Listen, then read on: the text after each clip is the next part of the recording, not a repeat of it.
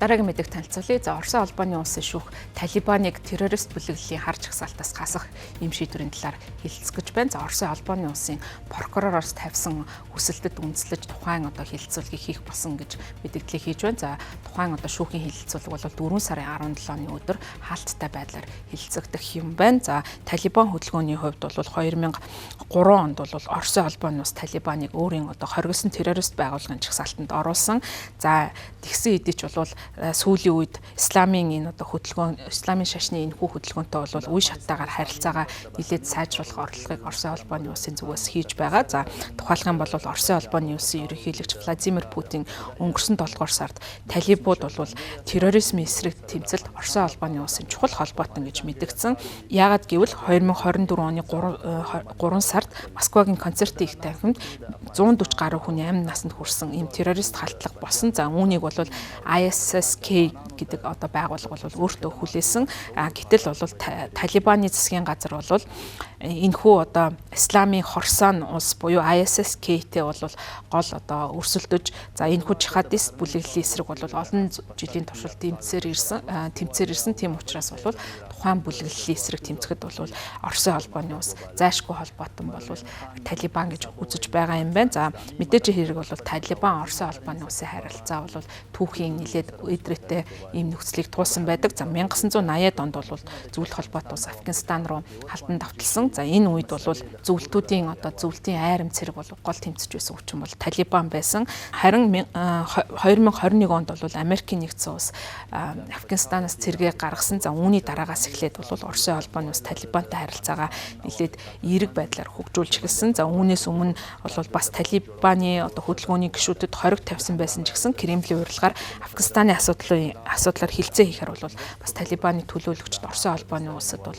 айлчж байсан. За мөн өнгөрсөн 12 дугаар сард Оросын холбооны улсын парламент за террорист байгууллага зарласан бүлэглүүдийн үйл ажиллагаанд 50 хоргийг төтгөлзүүлэх тухай хуулийг баталсан. За энэ хуульд бол Оросын холбооны улс Талибуудтай харилцаагаа сэргээх боломжийг бол энэ хууль олгож өгсөн. За хуулийн дагуу тус бүлэглэл нь террорист үйл ажиллагаагаа зогсоосон гэдэг ийм ангилалд орсон. За ингээд ерөнхий прокурорын хүсэлтийн үндслэн шүүхээс ийм шийдвэр гаргахаар хэлэлцэх юм байна. За мөн энэ шүүхийн шийдвэр гарсны дараа Оросын аюулгүйс хамгаалах алба буюу FSB бол аюулгүй байдлын энэ шалгалтыг хийж тус бүлэглэлийг бол террорист бүлэглэлийн жагсаалтаас хасах бодит ажлыг хийх юм байна. За дээд шүүх бол 4-р сард Талибуудад тавьсан энэхүү хоргийг цуслах нь бол бараг тодорхой болсон. Ерөнхийдөө бол энэ формалны буюу яг албажуулах ийм хэмжээнд бол энэ алхам болно гэж үзэж байгаа. За гэхдээ бол Талибуудыг террорист байгууллагын жагсаалтаас хассан ч гэсэн энэ нь бол Талибаны засгийн газрыг албан ёсоор хүлээн зөвшөөрч Афганистаны исламын эмиратыг албан ёсоор хүлээн зөвшөөрсөн хэрэг биш. За одоогийн байдлаар бол нэг ч улс энэхүү Афганистаны исламын эмиратыг бол албан ёсоор хүлээн зөвшөөрөөгүй байгаа. За тус засгийн газар бол 20 гаруй жил Америкийн нэгдсэн улсын тэргүүсэн хүчин бол Афганистанд терроризмтэй тэмцэх болон бусад улс орныг нь сэргээн босгох үйл ажиллагаа явуулсан. Ингээд 2021 оны 8 дугаар сард бол гарч явсан. За үүний дараа бол Талибууд иргэн засгийн эрхэнд бол очсон байгаа. За олон улсын хамтын нийгэмлэг болон гадаад дотоодын олон улсууд бол энэ асуудал дээр нэлээд маргаантай байр суурьдыг бол илэрхийлдэг. За тус хөдөлгөөнийг гол буруутгадаг зүйлүүд нь бол энэ хөдөлгөөн засгийн эрхийг авснаас хойш эмэгтэйчүүдийн эрхийг бол маш ноцтой зөрчсөн. Эмэгтэйчүүдийн хөдөлмөрлөх эрх зүгээр бас гадуур гудамжинд зөрчих энэ эрхүүдийг нь бол масар их хэмжээнд бол хязгаарласан гэж үзэж байгаа. За үүнээс болоод бол эмэгтэйчүүд хөдөлмөрлөх эрхгүй болсон. За эргээд бол ар гэрээ тэжээх боломжгүй болж байгаагаас үүдэн бол өсвөлэн ядуурл бол энэ улсад маш их нэмэгдэж байгааг бас онцолж байгаа. За Талибаны эрх баригчдын хувьд бол бүс нутгийн томоохон гүрнүүдтэй ерөөхдөө хоёр талынхаа харилцааг тогтоож өөрийгөө хүлээн зөвшөөрүүлэхийг бол оролдож байгаа. За Орос ч гэсэн бол энэ чиглэлээр бас Талибуудтай хамтран ажиллах сонирхол байгаа учраас бол энэ чиглэлд бол хамтын ажиллагаагаа өргөнүүлж байгаа. За Төв Азийн улсууд ч гэсэн Афганистантай харилцаагаа сайжруулах чиглэлд ажиллаж байгаа. Тухайлх юм бол Казахстан улс бол Талибан хөдөлгөөнийг 2023 оны сүүлээр террорист бүлэглэлийн жагсаалтаас хассан.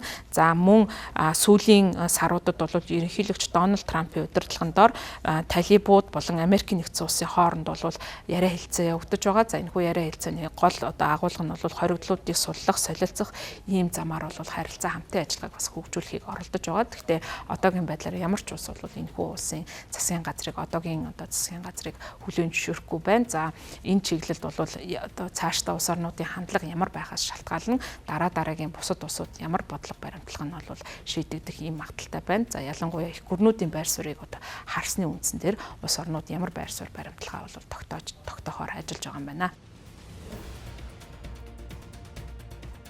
Баярлалаа та бүхэнд гадаад мэдээ танилцууллаа.